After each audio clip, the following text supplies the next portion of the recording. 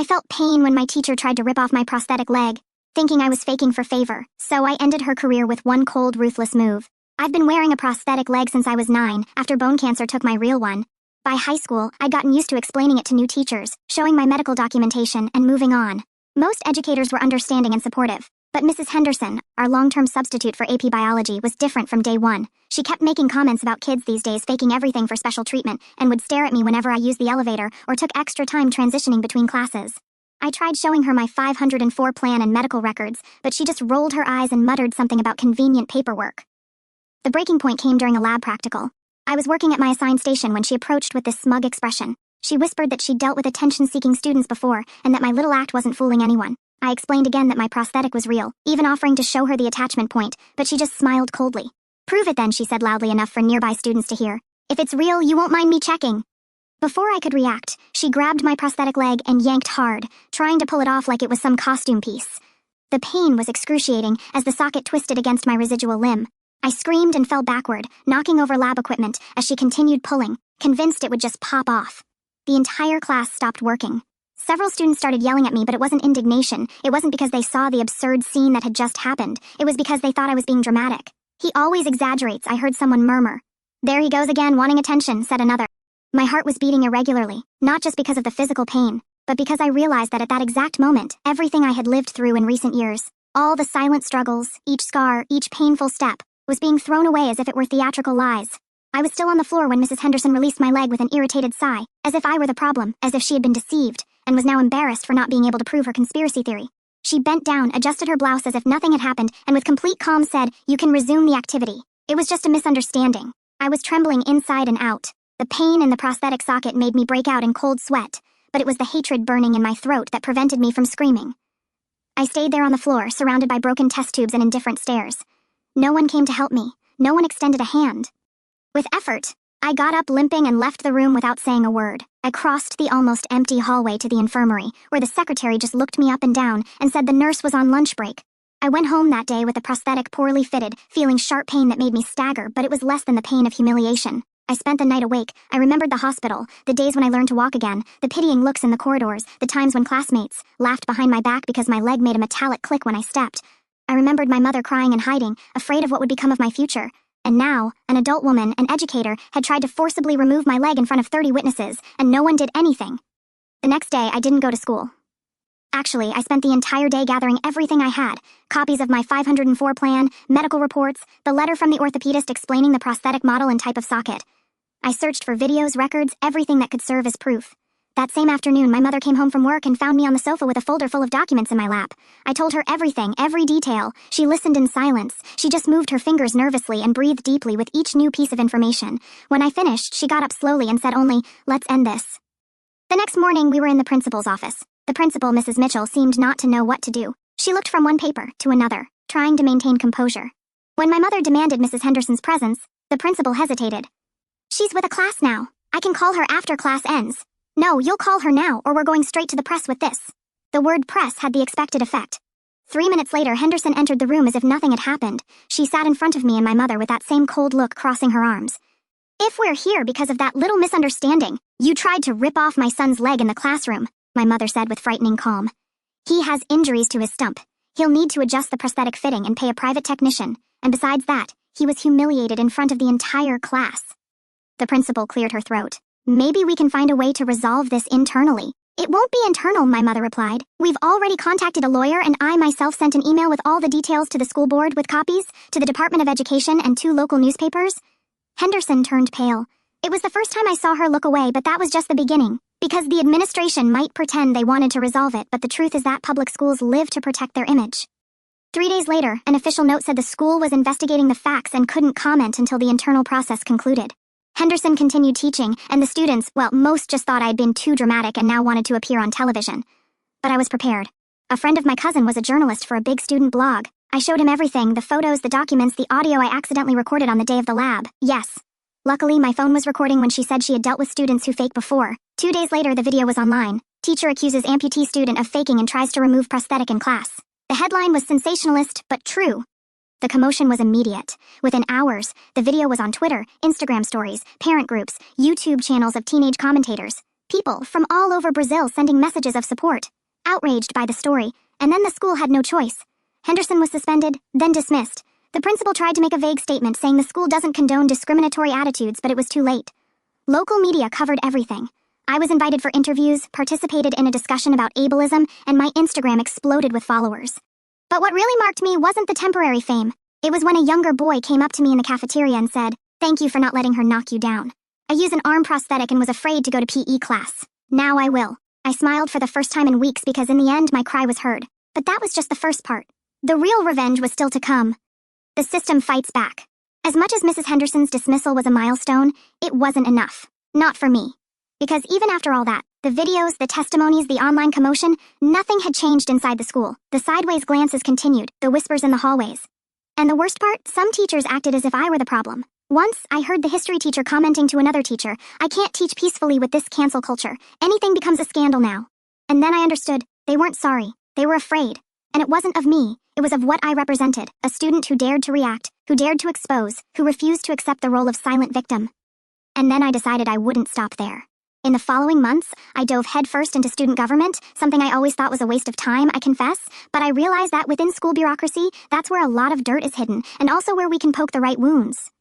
I started by listening, interviewing classmates with disabilities, with learning disorders, students with ADHD, with dyslexia, autistic students. What did they go through? Who respected them? Which teachers mocked them? Who denied the right to extra time on tests? What I heard was revolting. There was a girl with epilepsy who was called possessed by a physics teacher, a boy with hearing impairment who sat in the back of the class because the teacher didn't want to shout, and the worst, they were all afraid to complain, afraid of becoming a joke, afraid of being transferred, afraid of becoming me.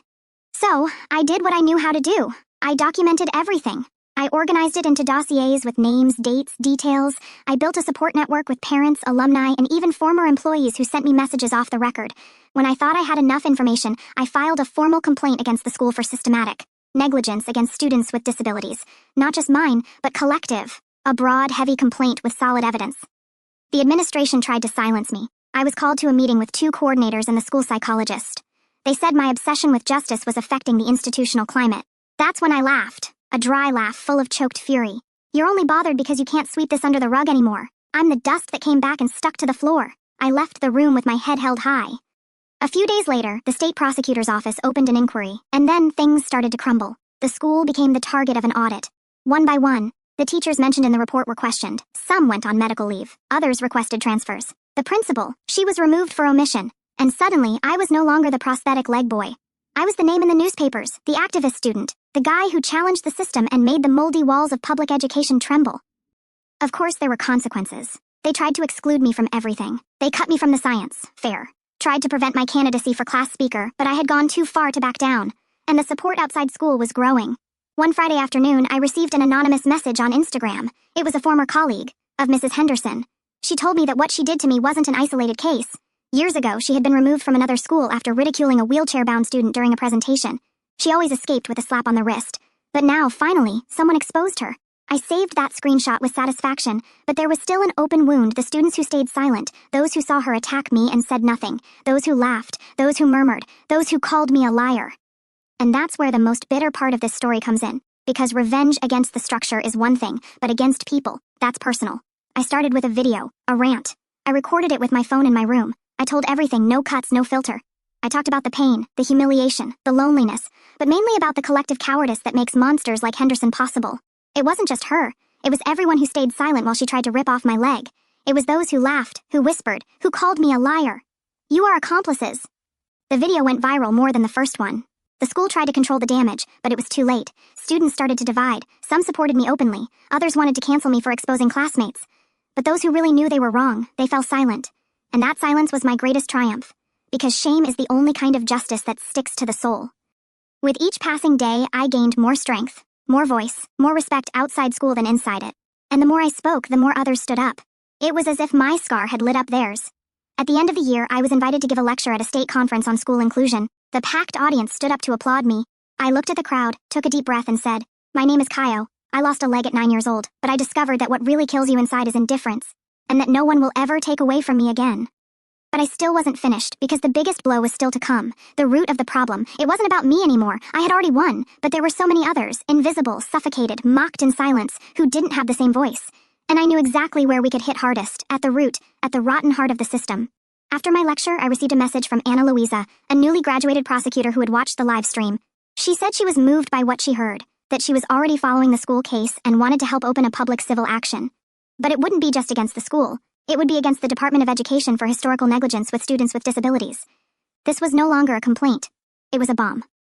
With the help of Anna Louisa and other young activist lawyers, we gathered data from 24 schools in the state public network, cases like mine and even worse, students who were discreetly transferred after complaints, teachers who requested resignation after suffering retaliation for trying to include special students, schools without basic accessibility.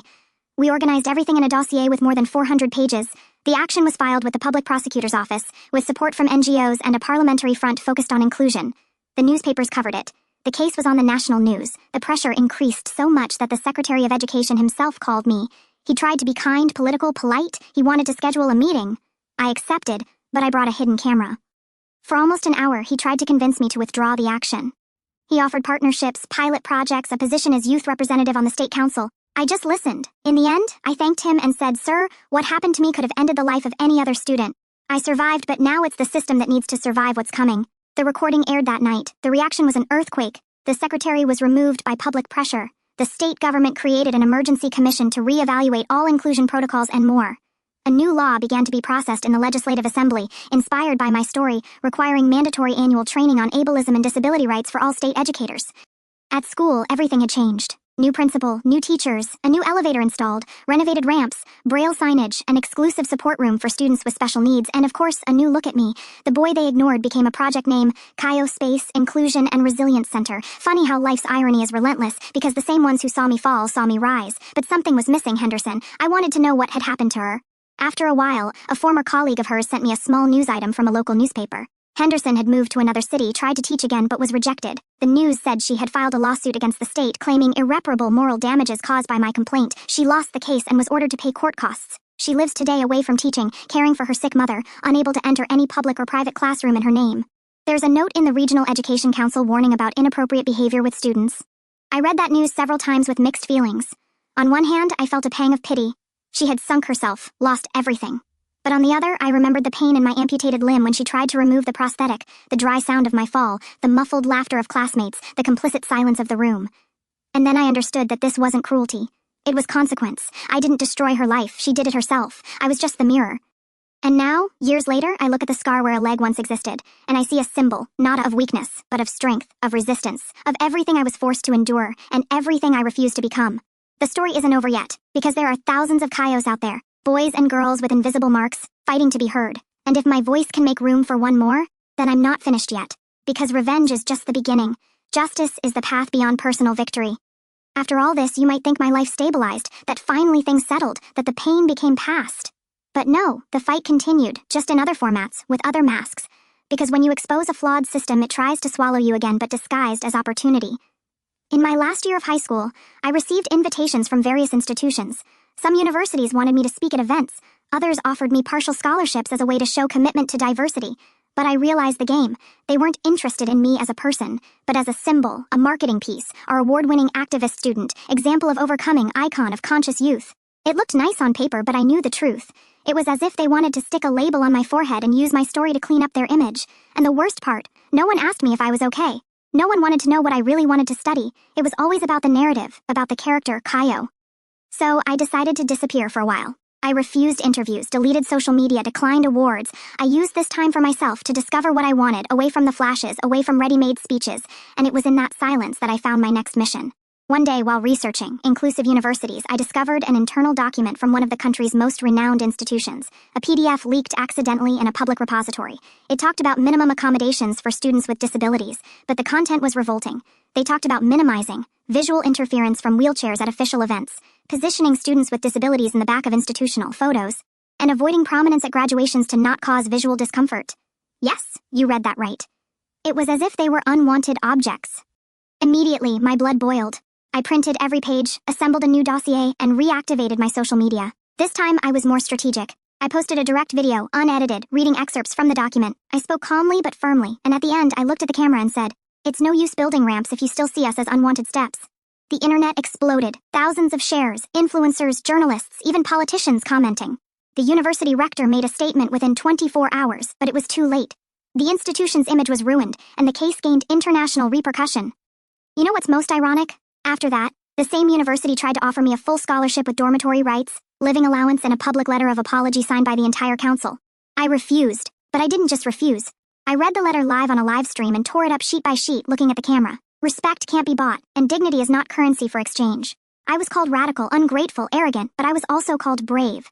I received invitations to study abroad, people who offered to pay for my college. And then I realized, my voice bothered because it was free, because I owed nothing to anyone, because my pain was real. And truths hurt. But nothing hurt as much as returning to school that last week before graduation. They had prepared a tribute, a video projected on the big screen with my photos, sad soundtrack, testimonials from classmates who pretended to care. Most didn't even look me in the face months before. But now, in front of everyone, they wanted to seem empathetic. The entire school clapping as if they had been part of my journey. I stayed silent, just observing, until they called me to the stage. The principal, the new one, handed me a symbolic trophy and said, "Congratulations, Kaio, you are the pride of this school." I took the microphone, took a deep breath, and spoke. "Thank you. But no, I'm not the pride of this school. I'm living proof that it failed and needed to be exposed to start changing. I didn't graduate here, I survived here." The silence was absolute. No one knew where to hide their face. Some parents applauded, others lowered their eyes. The principal smiled rigidly, trying to disguise. I got off the stage and left before the cocktail, without taking photos with anyone. It wasn't about glory, it was about truth. And my truth had bothered everyone who pretended to care when it was already too late, because I was no longer just the boy with the mechanical leg. I was the scar they tried to hide. And now it was clearly visible. And there was still one last act, one last destination, one last name I hadn't forgotten. Mrs. Henderson's father, one of the jurors on the State Educational Ethics Board. He who silenced the original complaint. He who protected his daughter. He who wrote the opinion that said, without concrete evidence of misconduct, only pedagogical misunderstandings. I had discovered this months ago, but I was waiting for the right moment. And now it would come, the final confrontation.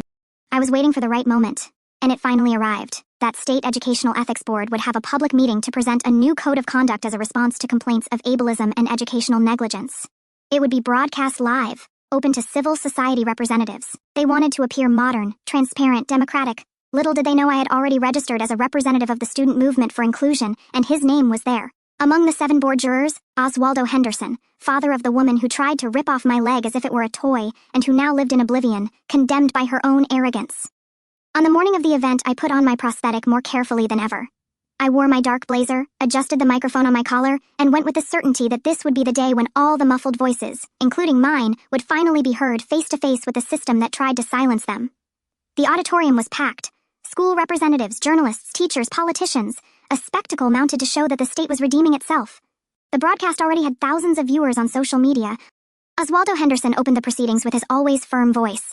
A tall, gray-haired man, the type who fills the room with his presence. He used elaborate words, spoke about values, about humanistic pedagogy, about how one must love the student to educate them. The hypocrisy made me nauseous. My turn came. Kaio Menezes, student and representative of the Youth Forum for Inclusion. I stood up under attentive gazes. Some recognized me. Others just expected another generic speech from a victim student. But I didn't come there to be a symbol. I came to be a thorn. I approached the podium, adjusted the microphone, and began.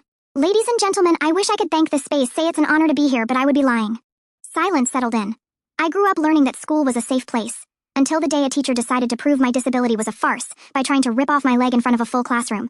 At that moment, no pedagogical value was remembered. No ethics protocol was respected. What happened was violence, raw and institutional. I saw Oswaldo shift in his chair. I continued. But I'm not here to tell just my story. I'm here for all the others that no one heard and for a truth you've avoided for too long. I opened the folder, took out a paper. It was the opinion signed by him, Oswaldo Henderson. This document, signed by one of the members of this board, was used to file away the complaint against teacher Maricela Henderson, even with audio evidence, witnesses, and bodily injury registered in a medical report. Murmurs arose. The jurors looked at each other. I want to make it clear, I'm not asking for revenge. I already had that. What I want is justice. I want to know how a father can ethically judge his daughter and still sign as impartial. How this council intends to talk about ethics if there isn't even transparency among its own members. Oswaldo cleared his throat, adjusted his jacket. Young man, your complaint is outside the scope of this session. No, it isn't, Mr. Oswaldo. Because while you're sitting on this board pretending to defend students, everything this commission does is pretense. And pretending is exactly what they accused me of doing, I said. The cameras focused on me. I continued firmly. Today, I publicly demand your resignation, not only for conflict of interest, but for complicity. You helped bury the complaint that almost destroyed me, and this will no longer be ignored. A journalist stood up from the audience and shouted, "Mr. Oswaldo, do you intend to respond to this accusation?" He tried to disguise, tried to laugh, tried to control the situation, but it was too late. The video of my speech went viral in the following hours. Headlines popped up: son of denounced ex-teacher demands father's resignation in state plenary. Amputee student confronts educational ethics system live. Scandal exposes nepotism and cover-up in education council. 2 days later, Oswaldo requested leave for personal reasons. A week later, the council was temporarily dissolved for restructuring. A month later, I was invited to join the new commission as an honorary member. I refused. I don't want to be part of a system that only changes when exposed. I want to create a system that doesn't need to be shamed to function. And so it was. I could end here, right? But no, because true revenge isn't destroying the other. It's moving forward without letting them define you. It's when the pain they caused you becomes just a starting point, not your ending. It's when the scar stops hurting and starts teaching, and that's what would come next, a new beginning, a new path. But first, one last chapter, building something new. After that last confrontation, I thought my mission was over, that I could finally live my life without constantly carrying the weight of struggle on my back. But the truth is that when you become a symbol of resistance, other people's wounds start looking for you. And when I realized it, I was no longer walking alone. Within a few months, I was being sought out by parents, teachers, and even principals. People wanting to understand how to build truly inclusive schools, not the ones that paint a wall with colorful paint and think that's enough, but those that face the structural prejudice that contaminates education from the cradle. And there, something bigger than me was born. I created, together with other activists, an institute. We called it the Root Foundation, because the problem was never the tree. It was always what's buried, and we decided to replant everything from scratch. The foundation started small: lectures, workshops, booklets for schools, training on ableism, inclusion, and emotional accessibility. Because being accessible isn't just having a ramp, it's also having empathy. And when I saw it, we were in 10 states, then in 20, with donations, grants, international partnerships. And the most incredible thing, without accepting a single cent from institutions that wanted to wash their image at our expense. Meanwhile, my personal life was also flourishing. For the first time, I began to allow myself to exist outside of pain. I went to college in another city, in another state, in a place where no one knew my name by sight, where no one looked at me as the prosthetic boy or the symbol of overcoming. Where I could just be Kaio, the guy who loves bitter coffee, science fiction books, and classical music when he's sad. It was there I met Sophia. She was an architecture student and knew nothing about my story. One day, we sat next to each other in a boring seminar and exchanged glances when the speaker made a horrible joke about walking the line. She laughed quietly and said, "That was terrible." I laughed back. Luckily, my leg is metal. It walks the line by itself. She widened her eyes and laughed for real, without pity, without disguise. It was the first time I joked about my own prosthetic without feeling shame. In the following months, we became inseparable. Sophia never asked me about the past. She waited for me to want to tell, and when I told, she just listened. Without speeches, without forced admiration, just with respectful silence that said everything: "You are not your pain." And it was there I understood that my story wasn't a prison. It was just a road. One that led me to people who really saw who I was. Years later, we returned to my old school. Now renovated, different, full of new projects. I was invited to give my name to the library, Kaio Manazis Library. I stood in front of the plaque for a few minutes. It was strange reading my name in bronze where they once prevented me from walking in peace. I saw old teachers, the few who stayed, looking at me with wet eyes. One of them came up to me and said, "Sorry for not doing anything in that class." I still remember the scream. It haunts me to this day. I looked at him, not with anger but with truth. Omission also screams, teacher, but at least you listened. He nodded and cried, not like a man who is ashamed but like someone who finally understands. On the way out, a 7-year-old girl with a brand new colorful prosthetic ran up to me. "Are you the man with the magic leg?" Smiling, I crouched down and replied, "It's not magic, it's courage." She hugged me. And in that hug, I felt everything: the pain, the anger, the revolt, the fear, the revenge. Everything that guided me for years, dissolving there in the little arms of someone who could now walk without fear in the hallways where they once tried to stop me. Because in the end, I didn't want justice just for me. I wanted to create a world where no one else would need to fight for it from such an early age. And now, that world was beginning to exist. Not because of my pain, but despite it, and that, no one will ever take away again. Years later, I found peace, love, and a new mission. That's the end of my story. Now I want to ask you, in the end, am I the asshole? Or not?